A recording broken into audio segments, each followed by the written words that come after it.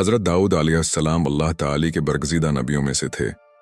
آپ کو اللہ نے نبوت کے ساتھ ساتھ بادشاہت بھی عطا فرمائی، مگر اس کے باوجود آپ نہایت عاجز، منصف اور اللہ سے ڈرنے والے انسان تھے۔ آپ کا قصہ ہمیں ایمان، صبر، عدل اور توبہ کا عظیم درس دیتا ہے۔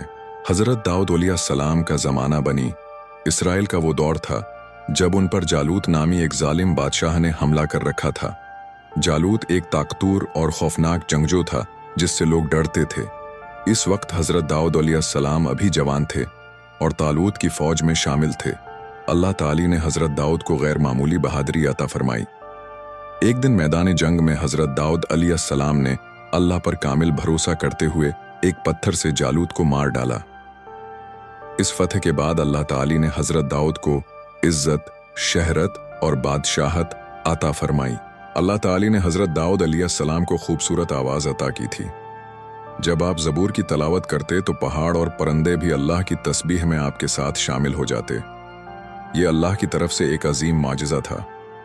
حضرت داؤد علیہ السلام دن میں عدل کے ساتھ لوگوں کے فیصلے کرتے اور رات کو عبادت میں مشغول رہتے۔ آپ اپنی محنت سے رزق کماتے تھے اور زرہیں بنایا کرتے تھے۔ حالانکہ آپ بادشاہ تھے مگر کبھی غرور نہیں کیا۔ حضرت داؤد علیہ السلام انصاف میں بہت سخت تھے۔ ایک مرتبہ دو آدمی آپ کے پاس فیصلہ کروانے آئے۔ حضرت داؤد علیہ السلام نے ان کی بات سنی اور فیصلہ دیا۔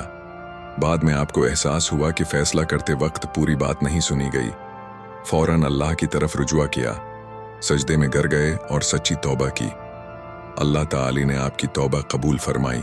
اس واقعے سے ہمیں یہ سبق ملتا ہے کہ اگر کوئی نبی بھی غلطی پر فوراً اللہ کی طرف رجوع کرتا ہے تو ہم جیسے عام انسانوں کو بھی توبہ میں دیر نہیں کرنی چاہیے۔ حضرت داؤد علیہ السلام ایک بہترین حکمران، سچے عبادت گزار اور عظیم نبی تھے۔ ان کی زندگی ہمیں یہ سکھاتی ہے کہ طاقت اور اختیار ملنے کے باوجود عاجزی اختیار کرنی چاہیے۔ انصاف ہر حال میں ضروری ہے اور اللہ پر بھروسہ ہی اصل کامیابی کی کنجی ہے۔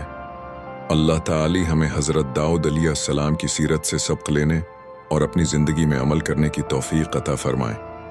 آمین۔